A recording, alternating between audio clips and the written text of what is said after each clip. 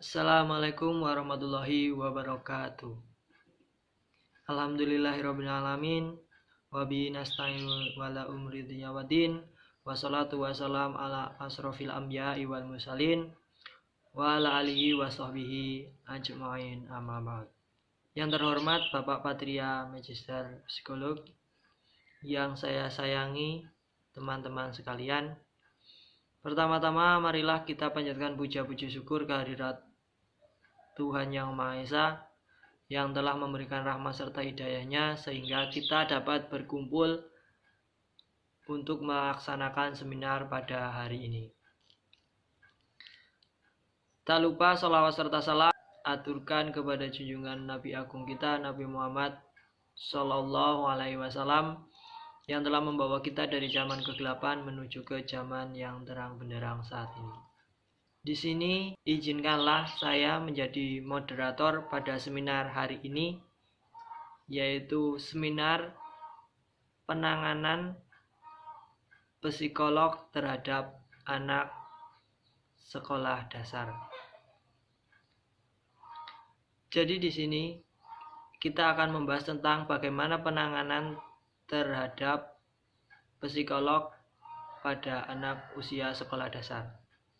Sebelum itu, izinkanlah saya membacakan susunan acara pada hari ini. Yang pertama adalah pembukaan, yang kedua adalah ice breaking, yang ketiga adalah materi, yang keempat adalah ice breaking, dan yang terakhir adalah penutup.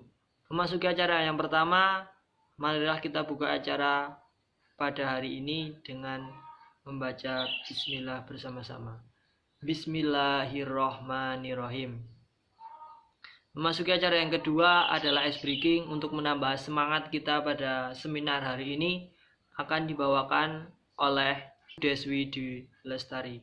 Dipersilakan. Ya, baik, di sini saya akan memberikan sebuah ice breaking. Ice breakingnya itu sangat simpel ya. Kita hanya perlu hadap ke kanan. Nah, terus kita pegang pundak depan kita pijit-pijit. Nah, selanjutnya kita hadap ke kiri, lalu kita pegang pundaknya lagi, lalu kita pijit-pijit. Nah, itulah tadi ice breakingnya. Ice breaking tadi itu membuat kita untuk tidak merasakan ngantuk. Terima kasih untuk Deswi Dwi Lestari. Semoga dapat menambah keceriaan serta menambah semangat kita untuk mengikuti seminar pada siang ataupun hari ini. Kita memasuki pemateri yang pertama. Akan ada pemateri yaitu Nita Dwi Ayuningrum yang akan menjelaskan bagaimanakah penanganan dan bagaimanakah tindakan ataupun perlakuan kita terhadap psikolog anak sekolah dasar yang tentunya satu dengan yang lain akan berbeda. Sebelum itu, izinkan saya membacakan kurikulum vitae dari beliau. Nama Nita Dwi Ayuningrum, tempat tanggal lahir Kebumen 11 Mei 1999, pendidikan terakhir SMA Negeri 1 Karanganyar, dan sekarang masih menempuh pendidikan selanjutnya yaitu S1 di Universitas Muhammadiyah Purworejo. Untuk Nita Dwi Ayuningrum dipersilakan. Peserta didik atau siswa adalah anggota masyarakat yang berupaya untuk meningkatkan pengetahuannya melalui jalur pendidikan. Nah, di situ karakteristik maupun sifat maupun watak itu setiap anak berbeda-beda. Maka dari itu, guru harusnya juga tidak menyamakan bagaimana sih cara memperlakukan satu anak dengan anak lainnya karena sifatnya yang berbeda-beda tersebut. Maka dari itu, karena adanya karakteristik atau sifat-sifatnya yang berbeda ini, peran guru sangat besar dalam proses pembelajaran. Karakteristik atau sifat anak ini juga merupakan salah satu variabel dalam pengajaran. Perilaku atau sifat anak yang dimilikinya merupakan cerminan dari kondisi jiwanya maupun karena latar belakang keluarganya. Kita sebagai guru juga harus mengerti apa sih yang melatar belakangi anak, misalnya anak A kenapa memiliki sifat yang susah diatur, atau kenapa kita sebagai guru itu tidak boleh hanya kamu itu susah dibilangin kamu itu apa. Kita itu seharusnya mempelajari latar belakang tentang keluarganya, bagaimana kondisi keluarganya, bagaimana lingkungannya, bagaimana ia diperlakukan oleh teman-temannya, karena itu sangat berpengaruh kepada mental bagi anak itu sendiri. Misalnya karena orang tuanya bercerai, dia tidak mendapatkan perhatian, tidak mendapatkan kasih sayang dari kedua orang tuanya, maka ia melampiaskan dia bermalas-malasan untuk sekolah, terus dia susah diatur karena dalam keluarganya sendiri juga kurang maksimal dalam mengajarkan sifat-sifat yang harus dimiliki siswa agar menjadi siswa yang baik di sekolah. Contoh lainnya yaitu seperti anak mudah memberontak, kemudian mengamuk, itu merupakan ekspresi dari dalam aktivitasnya sehari-hari. Sifat-sifat anak juga bukan hanya sifat-sifat yang buruk pula, tetapi sifat-sifat yang baik, seperti ia pintar mengekspresikan dirinya melalui pembentukan kreativitasnya, kemudian senang bergaul, senang bersosialisasi dengan lingkungannya. Itu juga salah satu dorongan dari orang tua mendidiknya dari kecil itu begitu. Jadinya sifat-sifat yang dimilikinya pun baik dalam kondisi di sekolah bagi teman-temannya, sehingga ia mampu menyesuaikan diri dengan lingkungannya dan teman-temannya tidak mencemoohnya. Adanya guru yang mempelajari latar belakang anak juga bisa membantu anak ketika anak itu mendapat suatu permasalahan atau kesulitan yang dihadapinya sendiri. Guru bisa memberikan masukan-masukan terhadap anak tersebut, bagaimana ia harus bersikap sebagai anak di rumah, atau permasalahan yang lain-lain yang bisa dibicarakan kepada gurunya itu sendiri secara personal. Berbicara tentang sifat tentunya berkaitan dengan emosi. Ada beberapa pola emosi yang dijelaskan oleh Hurlock, yaitu rasa takut, rasa marah, rasa cemburu, rasa duka cita, rasa keingintahuan, rasa kegembiraan, dan rasa kasih sayang. Seringkali ditemukan anak itu pada sekolahnya yaitu memiliki akademiknya itu bagus, kemudian prestasinya itu cemerlang, tapi karena ia tidak bisa mengelola emosinya seperti mudah marah, mudah putus asa, angkuh, sombong, maka prestasi tersebut tidak banyak bermanfaat untuk dirinya sendiri, apalagi untuk orang lain. Sifat-sifat anak akan muncul dikarenakan kebiasaan dan kecenderungan kesiapan reaktif yang tertuju pada suatu tujuan tertentu, ataupun tertuju pada suatu objek yang konkret dan selalu muncul secara berulang-ulang. Kemudian baik buruknya sifat yang dimiliki anak juga tergantung dan kembali lagi kepada bagaimana sifat yang dimiliki oleh orang tuanya. Kemudian penggambaran secara rinci dan pendataan secara tepat terhadap perilaku anak dapat dilihat melalui yang pertama frekuensi, yaitu sering tidaknya perilaku anak tersebut muncul. Yang kedua adalah lama berlangsungnya. Yang ketiga itu intensitas, yaitu banyaknya daya yang dikeluarkan oleh perilaku tersebut.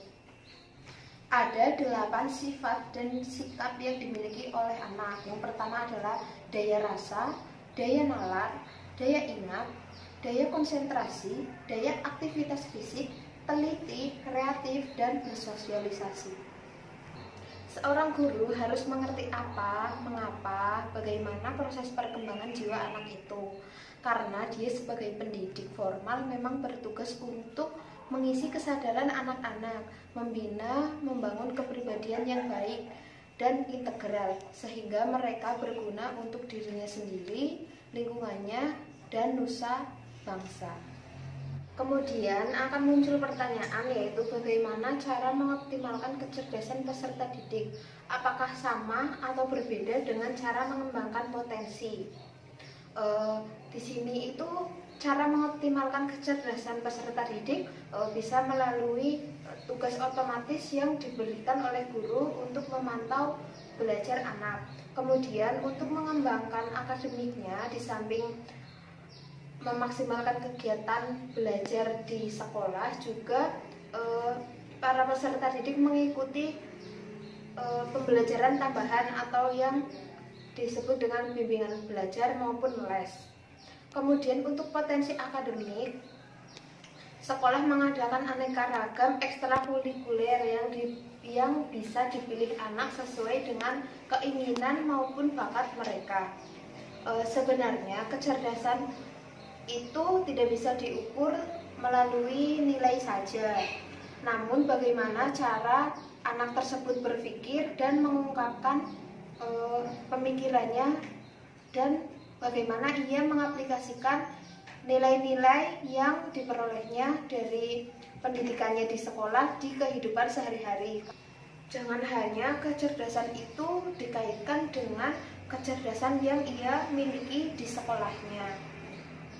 Kemudian, berbeda dengan potensi itu akan muncul dari motivasi dirinya sendiri. Jika anak belum menyadarinya, orang tua dan guru wajib untuk membimbing, mengarahkan pada hal-hal yang sebenarnya ia miliki agar yang ia miliki itu bisa berkembang dengan kegiatan-kegiatan yang positif. Dan hal tersebut dapat dijadikan kelebihan dari diri anak itu sendiri yang membedakan dirinya dengan peserta didik lain.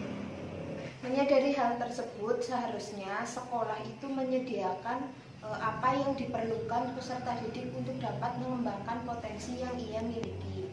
Sebagai wadah atau bentuk dia mengekspresikan kelebihannya itu di sekolah.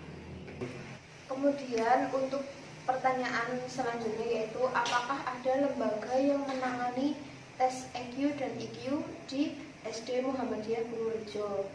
Jadi itu karena ada lembaga yaitu Langit Biru milik salah satu pengurus komite sekolah tersebut. Jadi setiap tahunnya itu siap mengadakan tes EQ maupun IQ-nya. Biasanya tes EQ diadakan setiap tahun, bisa dimulai untuk umur 6 tahun sampai 10 tahun atau kelas 1 sampai kelas 5 SD. Tes EQ dan IQ itu sangat penting dalam pendidikan sekolah dasar, karena hal tersebut bisa mengetahui lebih cepat bagaimana kepribadian seorang anak, sehingga ketika ada permasalahan dengan kemampuan berpikirnya atau cara berpikirnya, maka guru akan lebih cepat dan memiliki solusi yang tepat untuk menangani permasalahan tersebut bagi setiap anak. Karena penanganan emosional maupun intelektual kepada setiap anak itu tidak bisa disamakan. Kemudian untuk EQ, IQ, dan SQ itu mana yang lebih penting? Jadi ketiganya itu penting. Apabila EQ peserta didik itu tinggi tapi tidak diimbangi oleh IQ dan SQ-nya, maka juga kurang dapat membuahkan hasil yang maksimal. Karena semua kecerdasan EQ, IQ, dan SQ harus berjalan beriringan dan bersinergi. Sebagai contoh, orang-orang yang gagal dalam hidupnya itu bukan karena kecerdasan intelektualnya yang rendah, namun kecerdasan emosionalnya yang rendah. Tak jarang pula orang-orang sukses itu kemampuan intelektualnya atau EQ-nya itu tidak di atas rata-rata, namun karena emosionalnya yang baik, jadi dia bisa mengendalikan dirinya sendiri.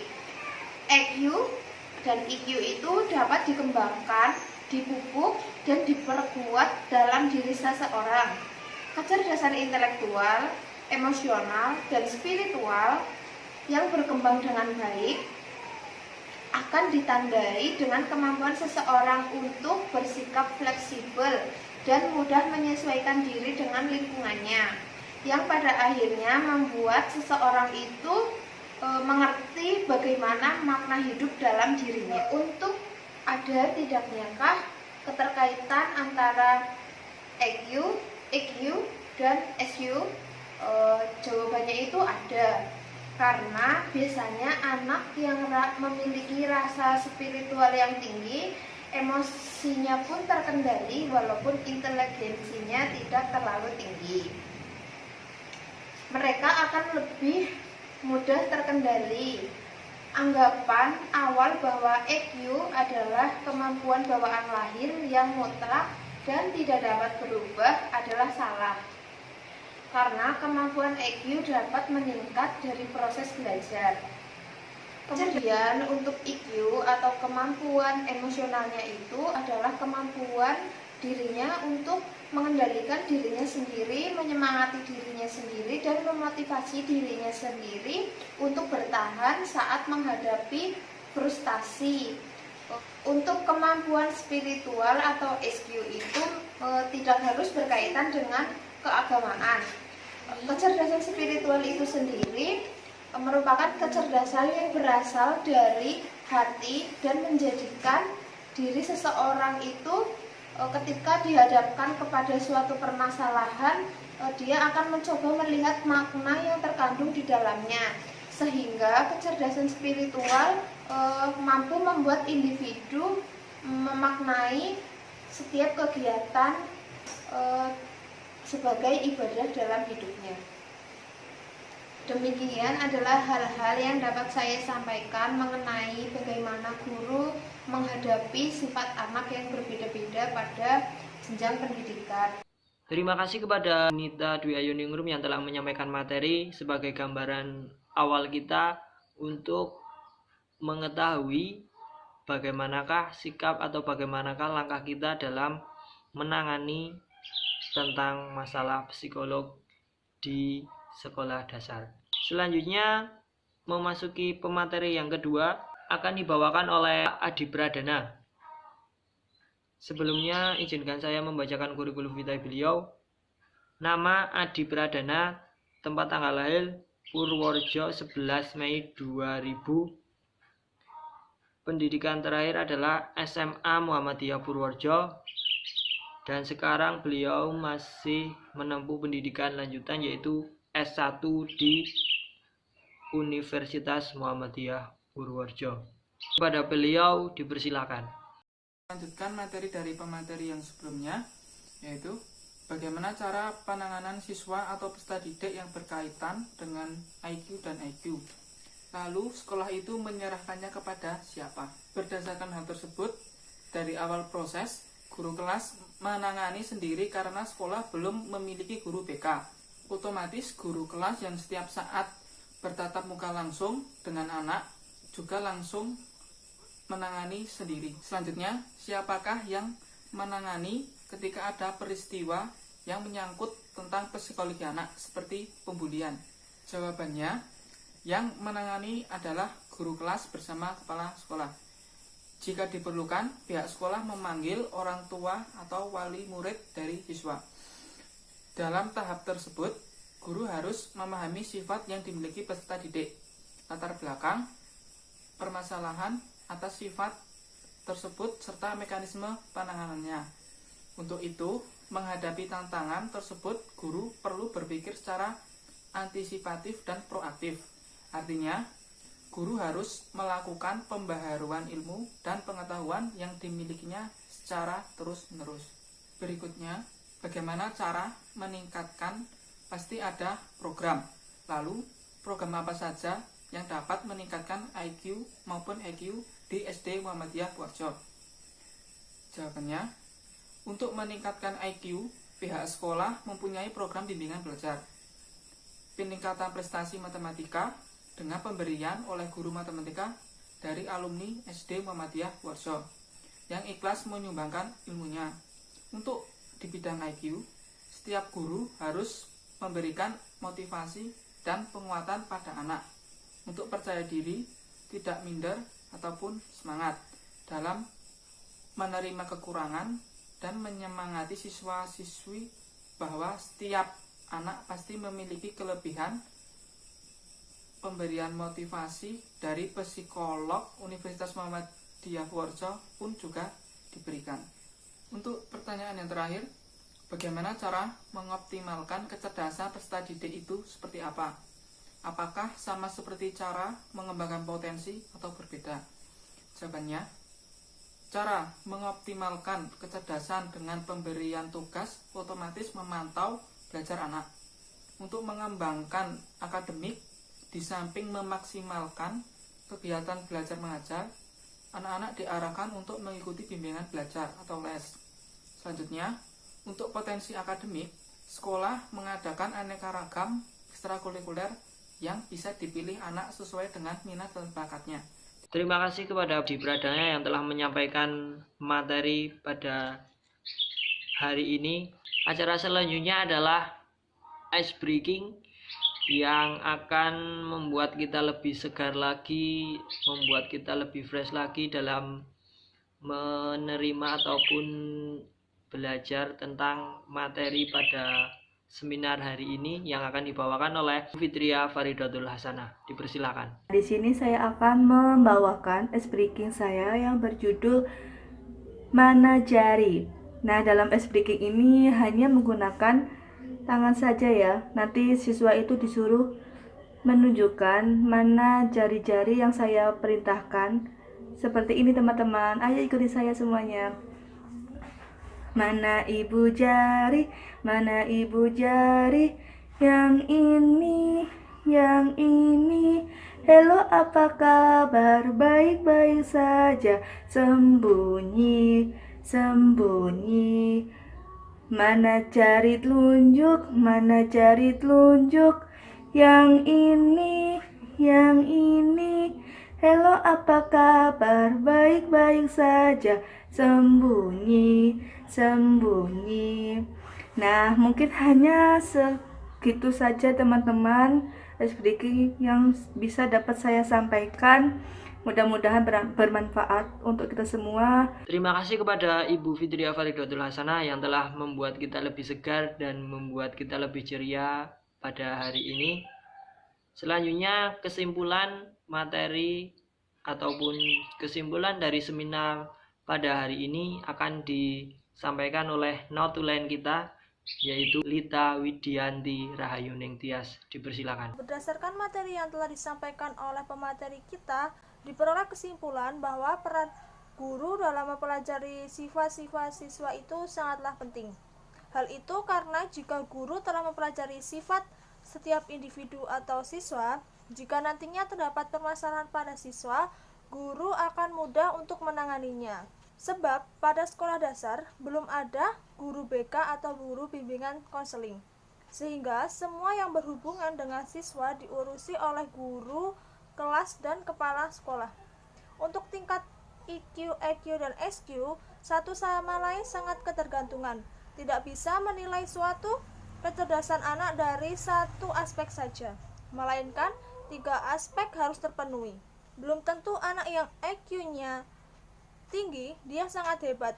Bisa saja dalam mengatasi masalah akan kesulitan. Apabila ada permasalahan yang terjadi pada anak, pihak sekolah akan memanggil wali murid untuk berdiskusi mencari jalan keluar untuk mengatasi masalah tersebut. Dalam mengatasi atau membina anak juga tidak dapat sembarangan, ada pola penanganan khusus agar tidak menambah konflik saat penyelesaian masalah. Karena tidak bisa dipungkiri bahwa ada sebagian anak ketika dibina, dia menunjukkan sikap melawan atau susah dibina.